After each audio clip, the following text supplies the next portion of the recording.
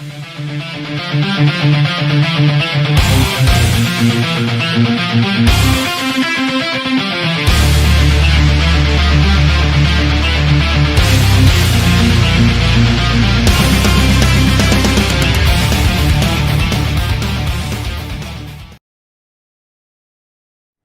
guys, you're watching Couch Surfing here with Metal Matt, and we've got a very special guest with us right now.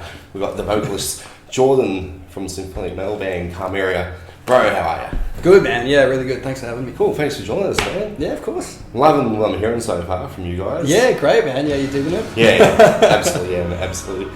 Let's have a chat about the band, how this band first started, origins behind the band. Yeah, so it was originally this is like well before I joined the band. I think it formed originally in like 2012 with Jerry, the guitarist, who's the only original member. Mm-hmm. And it was like a female-fronted prog rock band. They did one EP, and they played a couple of shows, and then after a bit, I think around like maybe 2013. The band disbanded on the grounds of like creative differences. I think like Jerry and Lisa, the original keyboardist, wanted to go into a more gothic symphonic metal style, and I think the other members were looking to go somewhere else. Mm-hmm. But yeah, anyway, so they had this one demo that they posted online, I think back in 2014, and I was a bit aware of the band, sent their name around and saw that they wanted to do this symphonic metal thing. I adore that genre of music. But up until then, I'd only really performed in like pub rock bands and all that sort of stuff. So they posted this like instrumental demo on Facebook, being like, we're looking for a singer. Does anyone want to have a crack? Basically, and I saw it. I just started experimenting with like recording software, and I think I was like recording into my laptop microphone at that point, on GarageBand, just really sort of basic stuff. And then, I just recorded a demo, like a vocal demo for shits and gigs, and sent it to him. And I was like, I don't know if this is kind of what you're into, but here's what I could have done on it. And Jerry responded, he's like, fuck, you can't send that through and not want to audition. So I was like, all right.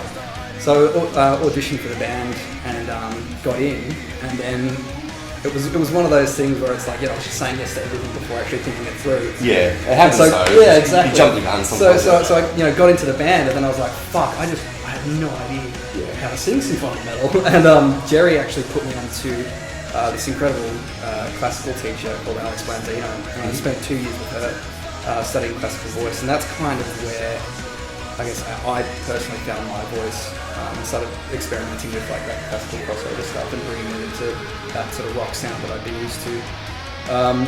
So that sort of, fast forward a couple of years, we got a new drummer, a new bass player, recorded a single, and released that, and filmed a clip for it with Lord Tim actually as well. Released that, and then recorded another single with Lord Tim, and another video with Lord Tim, and released that about a year later, and that was Carpe Noctem and Solaris.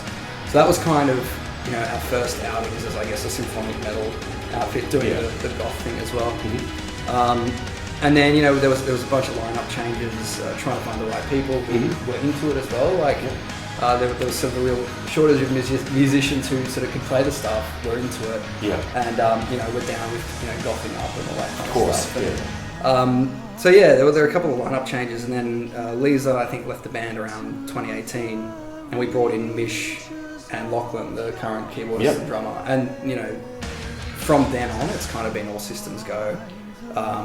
Cool. Yeah, had all these songs lined up and stuff like that. So, got them in and then finalised the album, and happy to say here we are. That's it. And you got the debut album coming out soon in the next couple of weeks.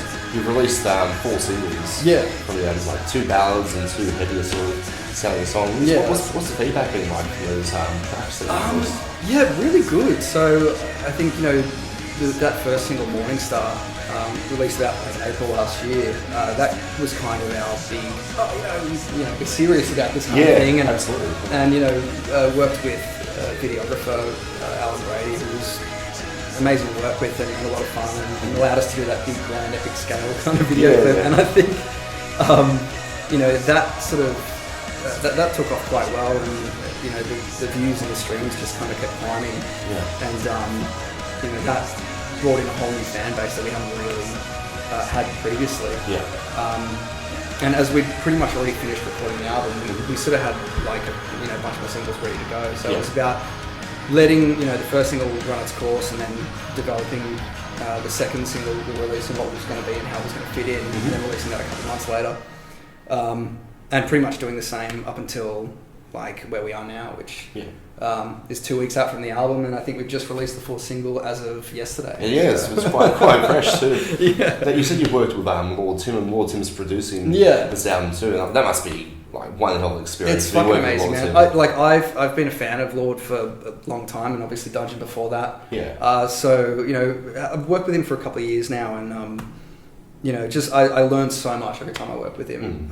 It's we've got a really good chemistry in the studio, and we really feed off each other. Like he'll throw a couple of ideas down that I'll go, fuck, I never would have thought about that. Yeah, like that's yes, like I don't know what it is, but I want it. You know what I mean? And then like I'll sort of come up with a couple of melodies, and he's like, that's fucking like Roy Khan from Camelot and stuff like that. So we have a lot of fun with it, and the band's just like always good. So I really can't wait to work with him again. But he's done a phenomenal job of this album, and absolutely can't wait to hear what people think of it. So what's the writing process like behind the band? You're the main lyricist behind the band. Like, is there some topics that you touch on a little bit? Like, do you touch on maybe a political base, or is there a sort of thing that you write towards? Yeah, it's sort of it's a little more towards, I guess, the darker side of sort of psychology. A lot of the lyrics come from sort of places of like depression or anxiety. And using music as a tool of expression, and that's finding that catharsis in creating, which is really important to me, and I think it's something that a lot of people can relate to as well.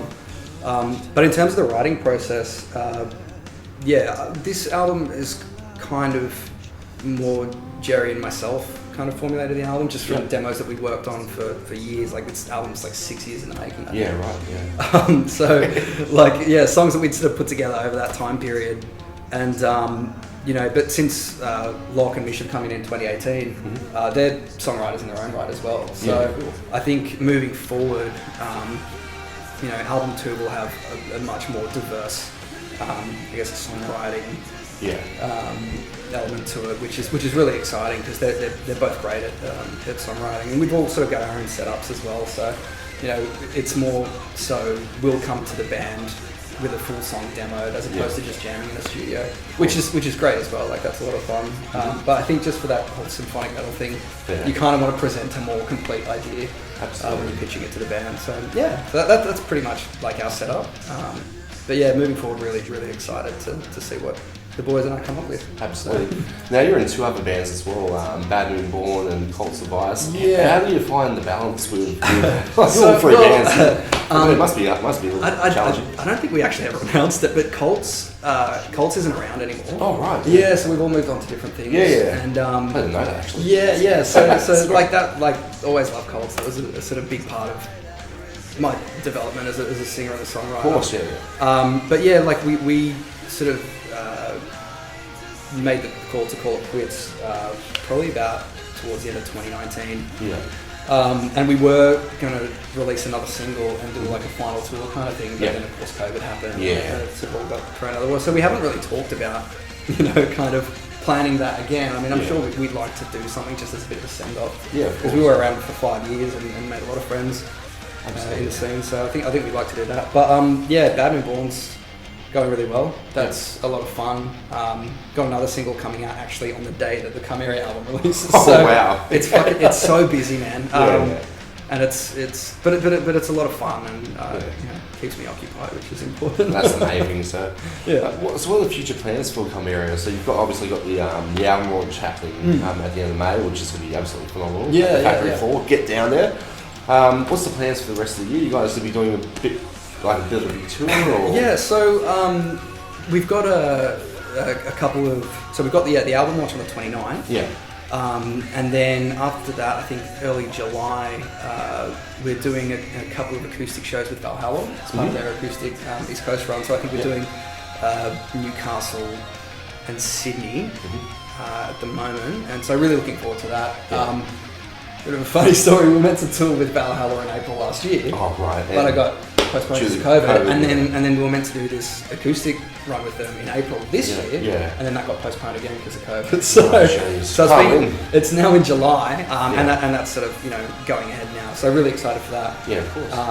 And then looking at doing like a proper sort of album East Coast tour around September. Yeah, cool. So yeah, big year ahead of us. Yeah, man. Yeah, it's going to be busy.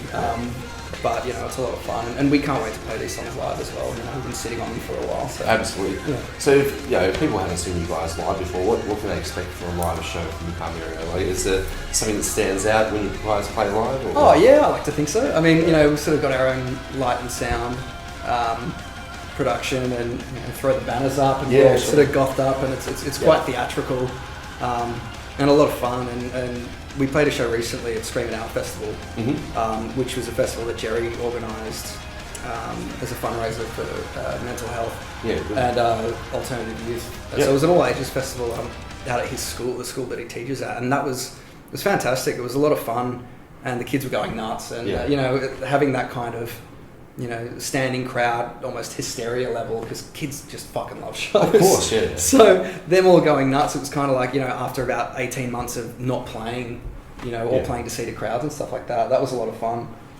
But yeah, very theatric, very you know, bombastic. Lots of fun, lots of big arm movements and stuff. Very nice. Now, if people want to contact the band and find more about you guys, you're obviously online. You've got some merch as well, which is cool. So. Yeah, absolutely. We're actually dropping merch bundles tomorrow for the album. Yeah, good stuff. Oh no, Monday. So, so that'll be coming up soon. So a lot of new merch. So it's shop.carmeria.com. Yep. And that's where you can find all that stuff. Awesome. Guys, thank you so much for this, Jordan. Yeah, man. Thanks for having me. Guys, check out Carmeria. They're absolutely incredible. Great. Cheers.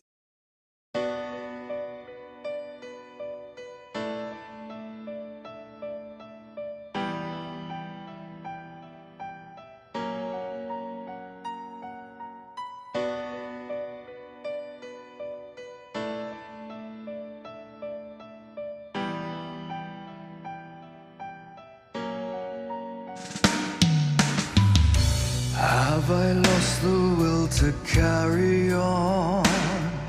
My voice devoid of sound, to feel the touch of the great beyond, relieve the coil I'm bound. Enter to